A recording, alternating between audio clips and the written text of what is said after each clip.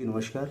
मैं आपका अपना प्रदीप पांडे आपके अपने इस यूट्यूब चैनल पर हृदय की गहराइयों से आपका स्वागत करता हूं।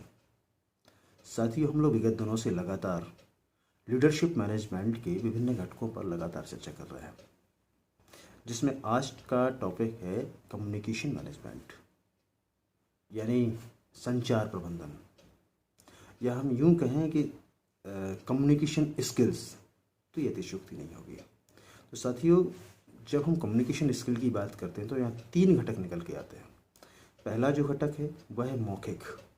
मौखिक का तात्पर्य यह है कि जो बात हम 2 लोगों के बीच में करते हैं या आपस में करते हैं, और अगर 2 लोग नहीं हैं, हम आपस में नहीं कर रहे, तो अपने आप से जो बातचीत करते हैं, यानी मनन करते हैं, मंथन करते हैं, चिंतन करते हैं, वह भी कम्युनिकेशन है। यानी अपने आप से कम्युनिकेशन करना, किसी बात की चिंता कर रहे हैं, कर रहे हैं, और उस बात को लेकर हम कुछ ना कुछ नोट कर रहे हैं और आने वाले के समय के लिए हम समाधान निकाल रहे हैं। तो स्वाभाविक सी बात है, वह हम अपने आप से खुद से कम्युनिकेट कर रहे हैं, खुद से के साथ संचार कर रहे हैं। दूसरी महत्वपूर्ण बात होती है कि हम जब किसी दूसरे व्यक्ति से अपनी बात दूसरे व्यक्ति के सामने रखते हैं, तो हमारी बात रखने की जो कला है वह कैसी होनी चाहिए, हम अपनी बात को प्रस्तुत कैसे कर रहे हैं, हमारे हाव भाव कैसे हैं, हमारे बोलने का तरीका कैसा है, हमारे शब्दों का चयन कैसा है। कहीं ऐसा तो नहीं है कि जहाँ बात रोने की हो वहाँ हम हंस रहे हों, जहाँ बात गंभीर हो, सब्जेक्ट हो, वहाँ हम गंभीर मुद्रा में ना होकर प्रसन्नचित्त मुद्रा में ऐसे बैठे हुए हैं जैसे कहीं कुछ हो ही नहीं रहा है। तो साथियों, प्रत्येक जगह पर समय काल परिस्थिति के अनुसार कम्युनिकेशन का अपना एक महत्व है, जो कि आपके अपने व्यक्तित्व में निखार के लिए अति आवश्यक है। यदि आपका कम्युनिकेशन बहुत अच्छा है तो स्वाभाविक सी बात है, आप लोगों के नज़दीक गंभीरता से पहुंच सकते हैं। यदि आपका कम्युनिकेशन शब्दों का चुनाव सही नहीं है तो आप किसी भी तरह से किसी व्यक्ति के नज़दीक नहीं पहुंच सकते। दूसरा जो कंपोनेंट है वह है अमौखिक। अमौखिक का अर्थ होता है हमारी बॉडी लैंग्वेज, जहां हम शब्दों से कम इशारों से ज़्यादा बात कर सकते हैं। जैसे मान के चलिए कि हमें कोई काम करना है और हमारे अधीनस्थ वह काम नहीं कर पा रहे हैं, या वह काम कर सकते हैं और उसमें हीला हवाली कर रहे हैं, यानी ढील दे रहे हैं उसमें। तो हम जब उनको संबोधित करते हैं या संबोधित नहीं करना चाह रहे हैं और वो हमारे सामने कुछ प्रस्तुत करना चाह रहे हैं, तो आप आंख दिखा दो कौन है, वो समझ जाएंगे कि सर बहुत गुस्से में है। लीडरशिप में जब हम पर्सनैलिटी की बात करते हैं तो आपके हाव भाव भंगिमाएँ बहुत ज़्यादा महत्वपूर्ण हो जाती हैं।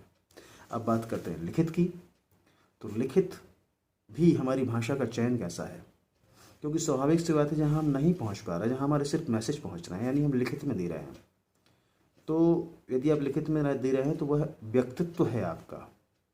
जो आप लिख रहे हो वही व्यक्तित्व है, और पढ़ने वाला जब आपके बारे में समझेगा तो उसके दिमाग के अंदर आपकी जो छवि बनेगी वह आपका एक व्यक्तित्व होगा, कि सामने वाले ने जो लिखा है उसने कुछ इस तरह से प्रस्तुत किया है कि वह या तो वजनदार है या वजनदार नहीं है, या तो वो लूज टॉक करता है या फिर स्ट्रॉन्ग टॉक करता है। तो साथियों, जहाँ तक मेरा ऐसा मानना है, जब हम कम्युनिकेशन के बारे में बात करते हैं तो फुल कॉन्फिडेंट होना बहुत ज़्यादा ज़रूरी है। एक बार की बात है, एक पति पत्नी को पार्टी में जाना था, लेकिन यहाँ दिक्कत ये थी कि पत्नी जो है अनपढ़ थी और पति पढ़ा लिखा। पति ने कहा कि देखो, हम तुम्हें 2 शब्द सिखाए दे रहे हैं, कल जब तुम पार्टी में चलोगी तो बहुत सारी महिलाएं या पुरुष हो सकता है तुमसे पूछें कि कहें कि ये कौन है, या आपको बताना पड़े कि आप कौन हैं, तो आप क्या बताओगे। तो उसने कहा कि देखो, मैं आपका हस्बैंड हूँ और तुम मेरी वाइफ हो। और ये दोनों शब्द जो है रात भर पति रटाता रहा। सुबह सुबह जब ये तैयार वैयार होके फ्रेश होके पार्टी में पहुँचे तो पत्नी को महिलाओं ने घिर लिया। तो पत्नी ने अपने पति के सामने ही बेहतरीन इंट्रोडक्शन दिया। उसने कहा, देखिए, ये मेरे हैंड पंप हैं और मैं इनका पाइप हूँ। तो कम्युनिकेशन के दौरान इन बातों की गंभीरता को भी समझना बहुत ज़्यादा ज़रूरी है कि आप समझ क्या रहे हैं, समझा क्या जा रहा है, उसका अर्थ क्या निकाला जा रहा है। तो साथियों, जब हम शब्दों का चयन करते हैं तो बड़ी गंभीरता से शब्दों का चयन करना बहुत ज़्यादा ज़रूरी है। दूसरी महत्वपूर्ण बात यह है कि जब भी आप किसी से बात करते हो तो बात करने के दौरान आपके अंदर कॉन्फिडेंस बहुत ज़्यादा होना ज़रूरी है। यदि आप कॉन्फिडेंट नहीं हो, लूज़ हो, तो सामने वाला व्यक्ति आपके सामने उसी तरह के आदेश प्रस्तुत करेगा जो वह करवाना चाहता है। या तो आप करने के लिए तैयार हो, और अगर करने के लिए आप तैयार नहीं हो तो आपके लिए आपके अंदर कॉन्फिडेंस की मात्रा इतनी होनी चाहिए कि आप सामने वाले के सामने नेगोशिएट भी कर सकें। ये नेगोशिएट करने की कला आपके अंदर तभी विकसित होगी जब आपके अंदर संचार कौशल कूट कूट के भरा होगा। और अगर कूट कूट के नहीं भरा है तो मैं लिखित के बारे में भी एक बात कर रहा था। एक पति पत्नी जो है बहुत समय से नाराज चल रहे थे। दोनों की बातचीत का आदान प्रदान जो है पर्चियों के माध्यम से होता था। पति को कुछ यदि कहना होता तो वो एक पर्ची पर लिख के उसे दे देता था, और उनकी दिनचर्या ही व्यवस्थित चलती थी। पति सुबह 10:30 बजे ऑफिस जाता था, तो पत्नी जो है सुबह 10:30 बजे के पहले ही टिफ़िन बनाकर लंच बॉक्स तैयार करके टेबल पर रख देती थी। पति जब सुबह उठता था तो पत्नी जो है उसे चाय टेबल पर रखी मिलती थी। एक दिन की बात कि पति की मीटिंग थी सुबह 8 बजे से। उसने कहा कि यार पत्नी से अब मैं कैसे कहूँ, यही बड़ा टेंशन है। तो उसने क्या किया कि एक पर्ची पे लिखा कि देखो मंजू, मुझे जो है तुम सुबह 5 बजे जगा देना। तुम सुबह मुझे 5 बजे जगा दोगी तो मेरी सुबह 8 बजे मीटिंग है। मैं 2 घंटे में तैयार होके कम से कम मीटिंग अटेंड कर लूँगा। और पर्ची जो है ना अपने सामने उसने उसकी पत्नी के सामने टेबल पे रख दी। पत्नी ने पर्ची उठाई और पढ़ ली।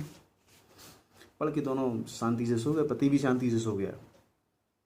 सुबह सुबह जब पति की आंख खुली तो देखा कि 8:30 बजे हो गया और पर्चियों का ढेर लगा है। एक पर्ची पे लिखा है कि देखिए सुबह के 5 बज गए हैं, उठ जाइए आपकी मीटिंग है।